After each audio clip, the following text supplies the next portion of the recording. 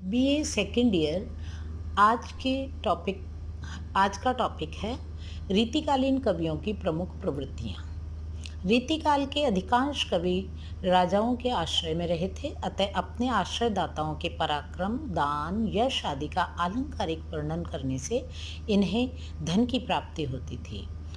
अतः राज्य, प्रशस्ति वगैरह इन कवियों की प्रवृत्ति रही। यानी कि जिस राजा के आश्रय में रहते थे उसकी पराक्रम, दान, यश, वीरता आदि का आलंकारिक वर्णन करके इनके परिवार का पालन पोषण हुआ करता था। इसलिए राज्य, प्रशस्ति आदि प्रमुख प्रवृत्तियाँ इन कवियों की बनी रहीं।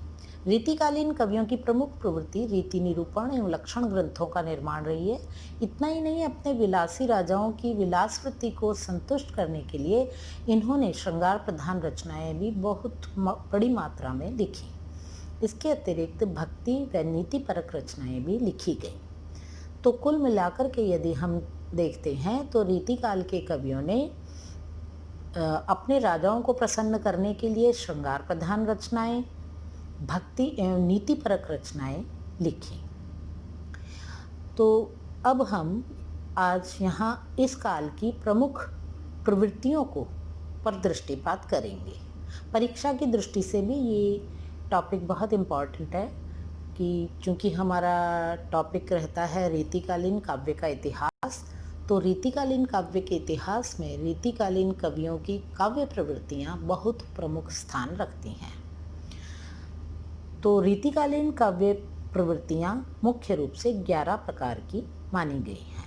पहला रीति निरूपण, दूसरा श्रृंगारिकता, तीसरा राज्य प्रशस्ति गान, चौथा भक्ति, पांचवा नीति, छठा आलंकारिकता, सातवां बहुज्ञता व चमत्कार प्रदर्शन, आठवां नारी भावना, नवां प्रकृति चित्रण, 10वां ब्रज भाषा का प्रयोग और 11वां विरह वर्णन की प्रधानता। अब हम यहाँ इन 11 प्रमुख बिंदुओं पर चर्चा करेंगे। पहला प्रमुख बिंदु है रीति निरूपण। रीति निरूपक कवियों का वर्गीकरण यद्यपि किया जा सकता है और इन्हें प्रमुखतः 3 भागों में बांटा जा सकता है। तो रीति निरूपण में इस वर्ग में आने वाले कवियों का उद्देश्य रीति कर्म और कवि कर्म को समान महत्व देना रहा है। कवि कर्म को महत्व देने वाले रीति ग्रंथकार भी इस युग में हुए। इस वर्ग के कवियों ने काव्यांगों का लक्षण देना आवश्यक नहीं समझा। रीति निरूपण करने वाले आचार्य भी 2 प्रकार के हैं, सर्वांग निरूपक और विशिष्टांग निरूपक। अर्थात जिन्होंने काव्य लक्षण, काव्य हेतु, काव्य प्रयोजन, काव्य भेद, शब्द शक्ति, काव्य की आत्मा, रस, ध्वनि, काव्य गुण, काव्य दोष, काव्य रीति, अलंकार तथा छंद का निरूपण अपने ग्रंथ में किया, वे सर्वांग निरूपक कवि कहे जा सकते हैं। ऐसे कुछ कवि एवं उनके ग्रंथ की चर्चा मैं आपको संक्षेप में करूंगी। चिंतामणि, कवि कुलकल्पतरु, देव द्वारा रचित शब्द रसायन, कुलपति, रस रहस्य, भिखारीदास, काव्य निर्णय आदि। इस काल की दूसरी प्रमुख विशेषता श्रृंगारिकता रही। इन कवियों का श्रृंगार वर्णन एक और शास्त्रीय बंधनों से युक्त है, तो दूसरी ओर विलासी आश्रयदाताओं की प्रवृत्ति ने इसे सीमा तक पहुंचा दिया जहां यह अश्लीलता का संस्पर्श करने लगी। नायक नायिका का भेद निरूपण प्राय इसी के अंतर्गत किया गया है। विलास प्रवृत्ति की प्रधानता के कारण इनकी सौंदर्य दृष्टि भी अंग सौष्ठव, शारीरिक बनावट एवं बाह्य रूपाकार तक सीमित रही। आंतरिक सौंदर्य के उद्घाटन में इनकी वृत्ति नहीं रही।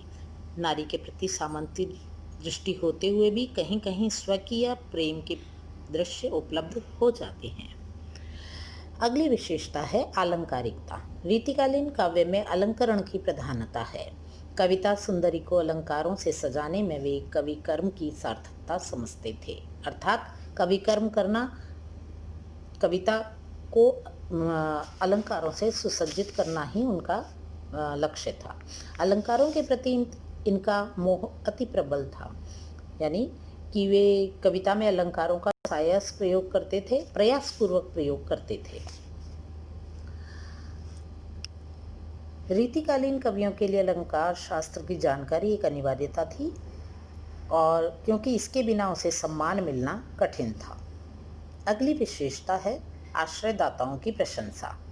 इस काल के जो कवि थे वे राज दरबारों में आश्रय प्राप्त करते थे, जिनमें बिहारी, देव, भूषण, केशव, मतीराम आदि प्रसिद्ध राज दरबारी कवि थे।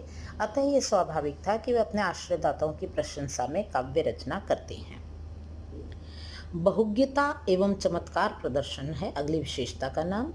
रीतिकालीन कवियों में पांडित्य प्रदर्शन की जो प्रवृत्ति परिलक्षित होती है, उसके कारण ये काव्य में विविध विषयक ज्ञान का समावेश करके अपनी बहुज्ञता प्रदर्शित करते थे।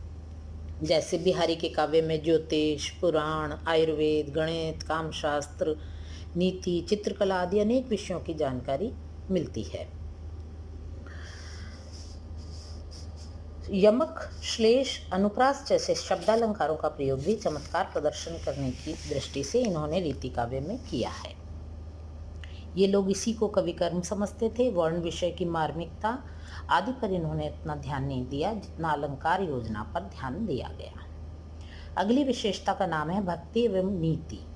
डॉक्टर नगेंद्र ने कहा, रीतिकाल का कोई भी कवि भक्ति भावना से हीन नहीं हो सकता, क्योंकि भक्ति उसके लिए मनोवैज्ञानिक आवश्यकता थी। रीतिकाल के प्रतिनिधि कवि बिहारी की कृति सतसई में 70 दोहे लगभग भक्ति भावना के ही हैं। नीति संबंधी उक्तियां भी इन कवियों ने पर्याप्त मात्रा में लिखी हैं। बिहारी सतसई में नीति के अनेक दोहे उपलब्ध हैं। अगला विषय है नारी भावना। रीतिकालीन काव्य का केंद्र बिंदु नारी चित्रण रहा है। नायिका के नक्शिक चित्रण में इन्होंने अधिक रुचि दिखाई है।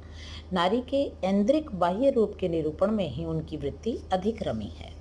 नारी के कमनीय अंगों का स्थूल एवं मांसल चित्र अंकित करते हुए उन्होंने काव्य रसिकों को उसके मनमोहक स्वरूप से परिचित कराया। नारी के प्रति इस काल के कवियों का ये दृष्टिकोण तत्कालीन दरबारी वातावरण और परिवेश से प्रेरित था। अगली विशेषता है प्रकृति चित्रण। रीतिकाल में आलंबन रूप में प्रकृति चित्रण प्राय बहुत कम हुआ है, जबकि आलंकारिक रूप में और उद्दीपन रूप में अधिक हुआ है। परंपरा के रूप में षड ऋतु वर्णन, 12 मासे का चित्रण भी मिलता है, किंतु उसमें मौलिकता और नवीनता नहीं है। कवि बिहारी, देव, मतीराम, भिखारीदास आदि कवियों के प्रकृति चित्रण इसी प्रकार के देखे जा सकते हैं। ब्रज भाषा का प्रयोग। रीतिकालीन कवियों ने ब्रज भाषा में काव्य रचना की है। रीतिकाल में केवल ब्रज क्षेत्र के कवियों ने ही ब्रज भाषा में काव्य रचना नहीं की, अपितु ब्रज क्षेत्र के बाहर के हिंदी कवियों ने भी ब्रज भाषा में ही काव्य रचना की।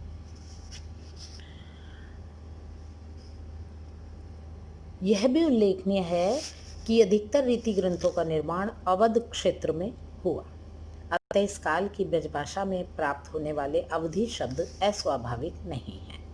रीतिमुक्त कवियों द्वारा प्रयुक्त ब्रजभाषा में लाक्षणिक अर्थवत्ता है।